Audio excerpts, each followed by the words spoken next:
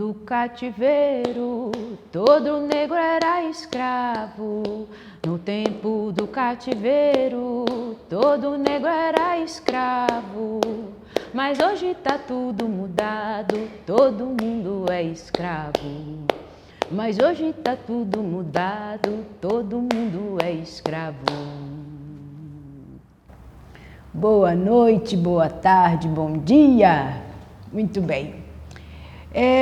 Eu quis trazer esse ponto porque ele é um ponto fundamental para essa egrégora, para essa equipe, para os amigos que estão aqui, porque nós estamos aqui milenarmente lutando pela liberdade, né?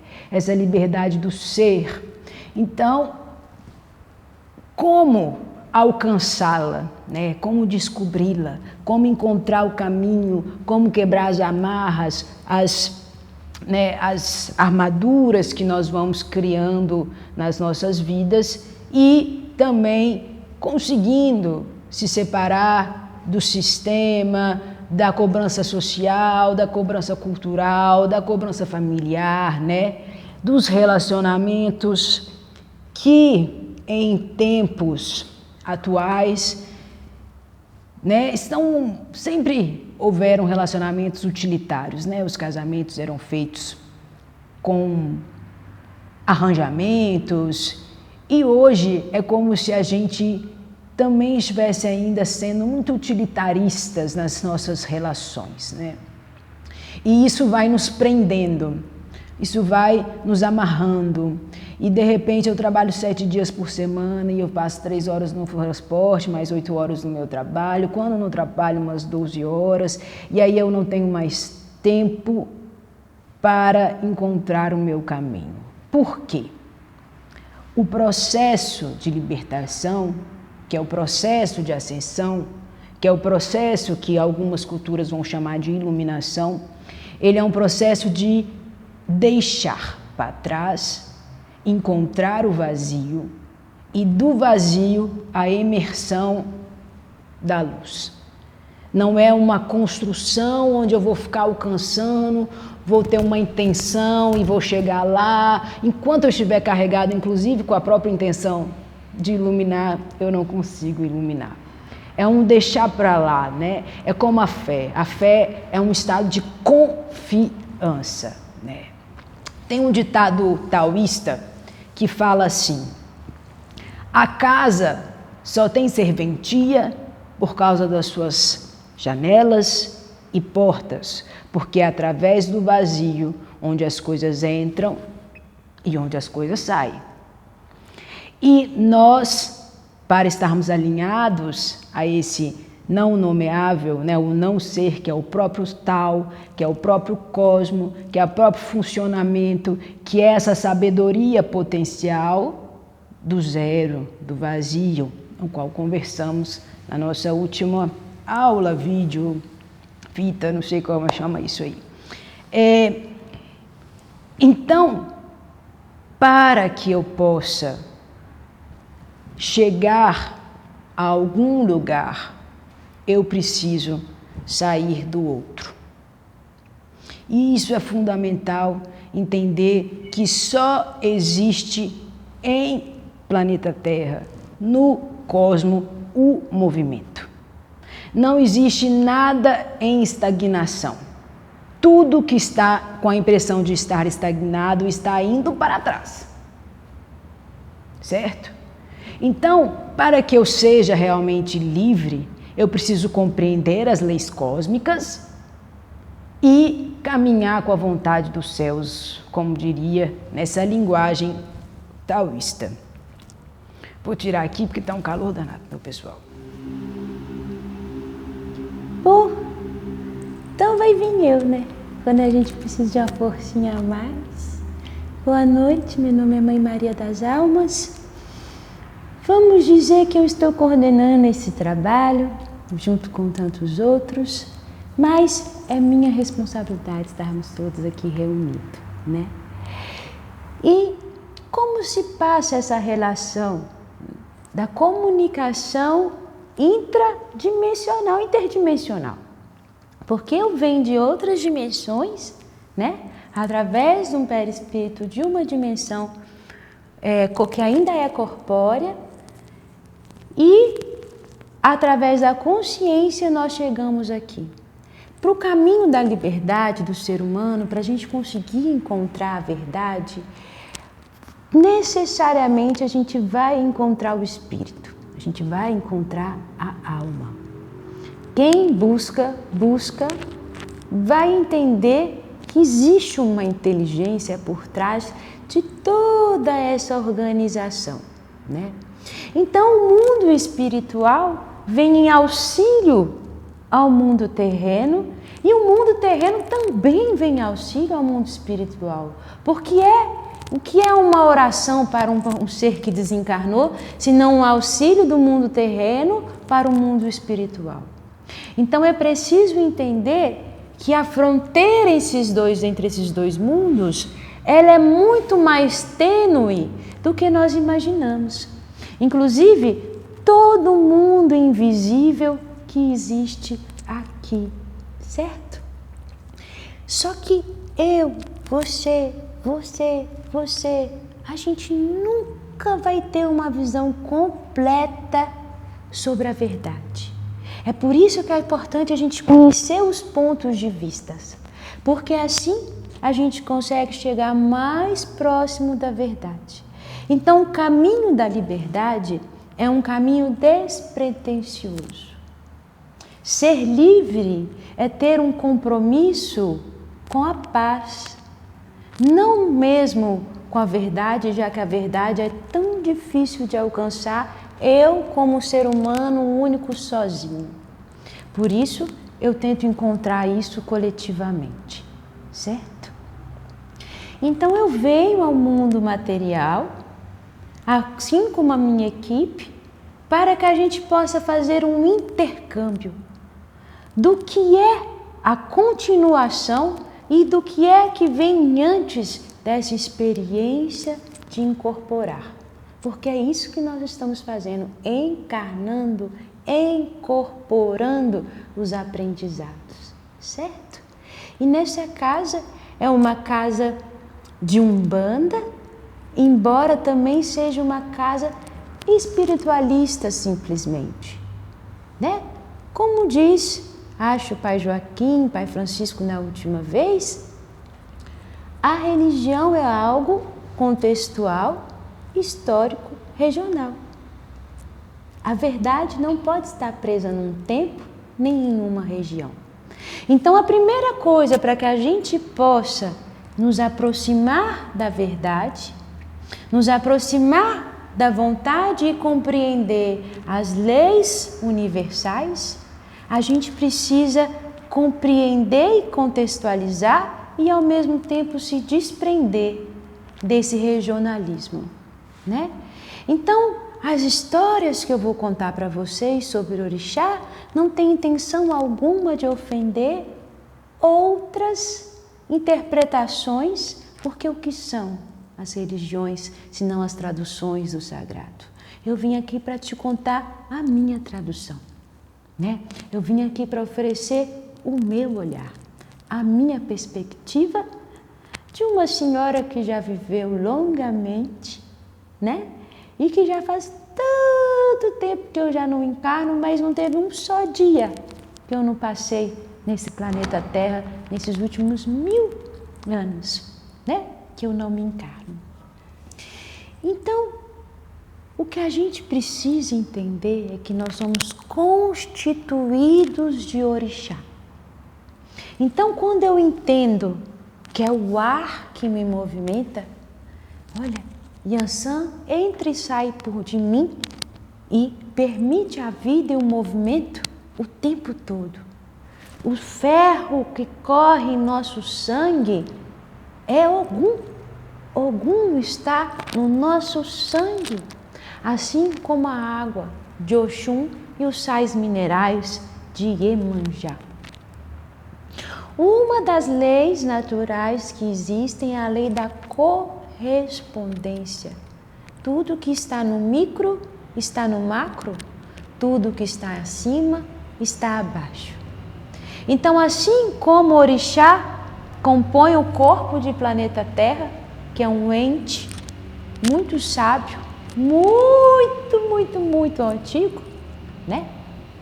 O orixá também compõe o seu corpo, né?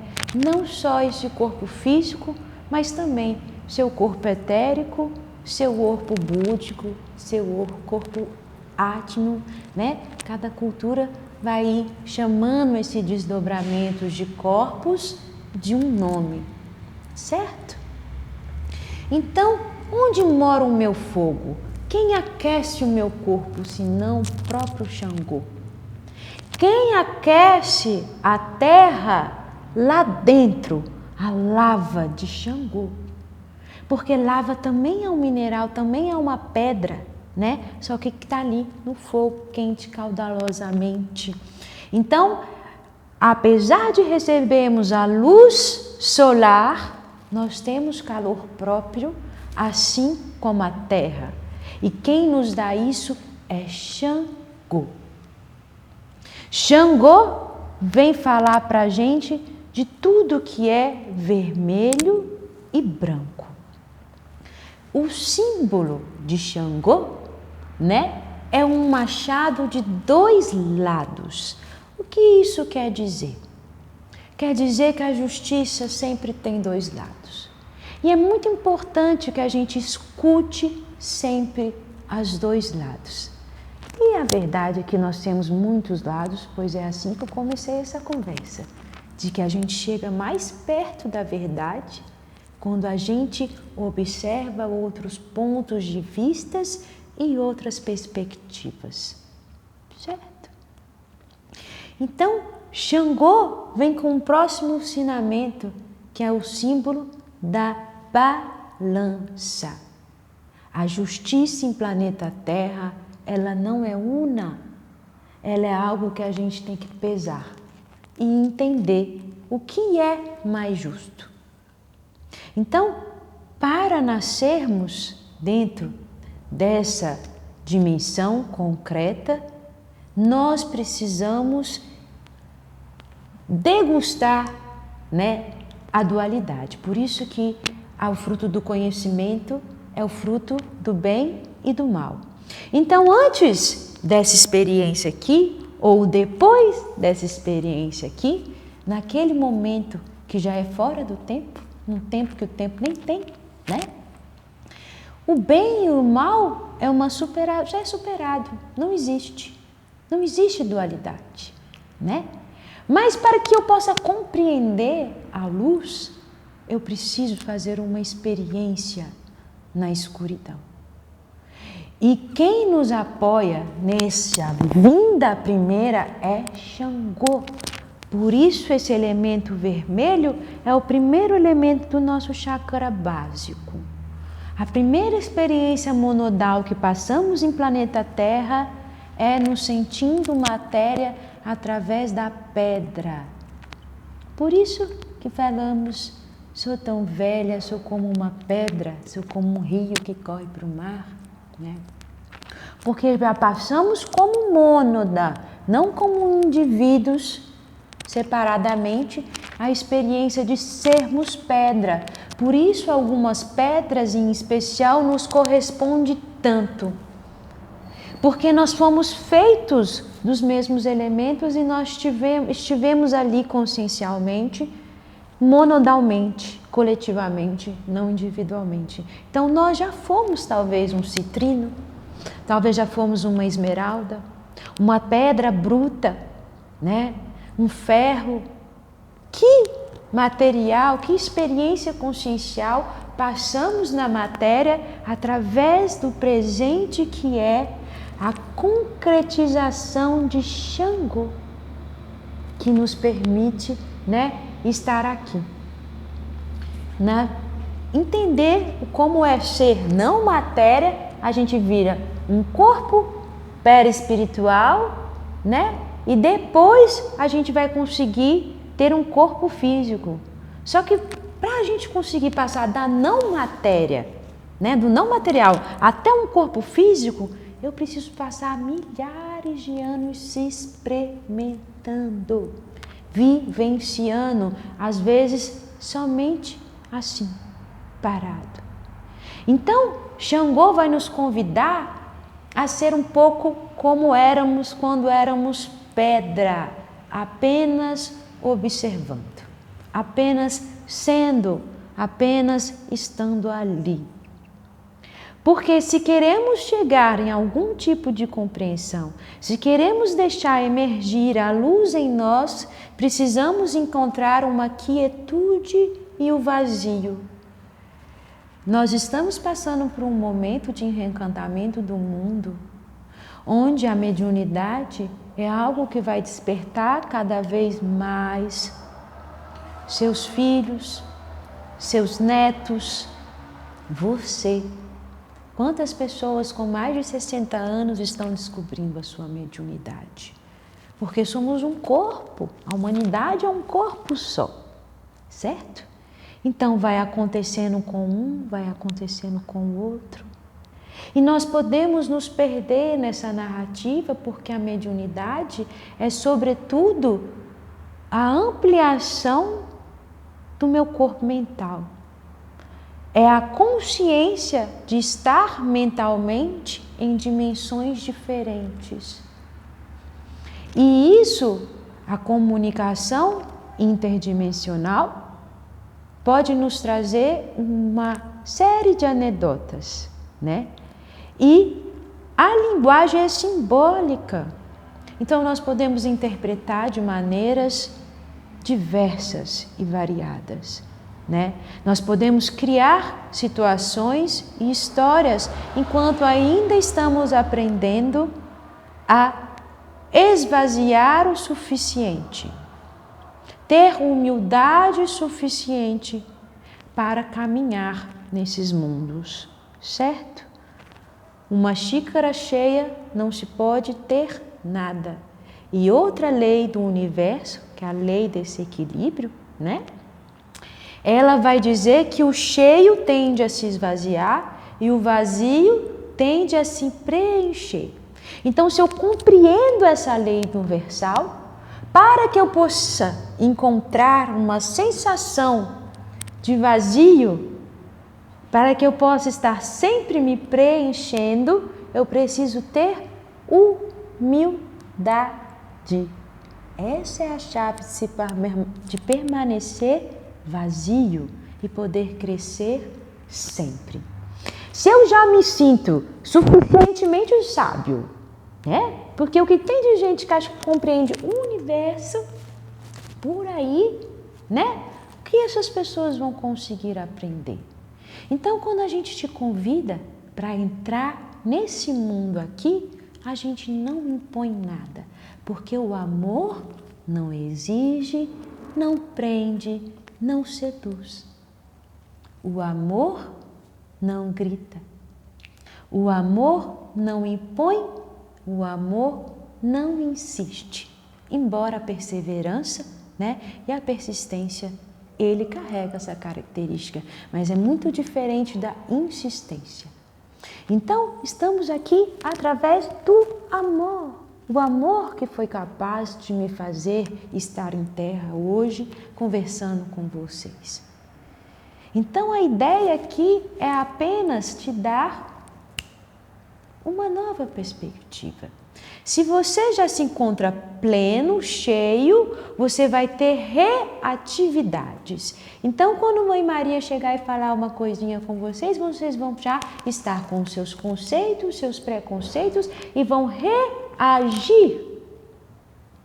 E vão negar muito antes de escutar.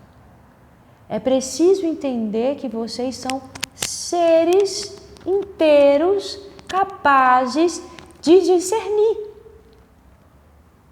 Então eu estou falando aqui, compreendendo que vocês são responsáveis pela sua escuta e que vocês possam se permitir estar de olhos, corações e ouvidos abertos, mas sempre com a pontinha de uma dúvida serena, de uma dúvida tranquila, não uma dúvida combativa.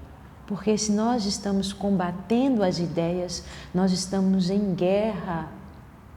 Nós trazemos a lógica da guerra, inclusive, para para as ideias.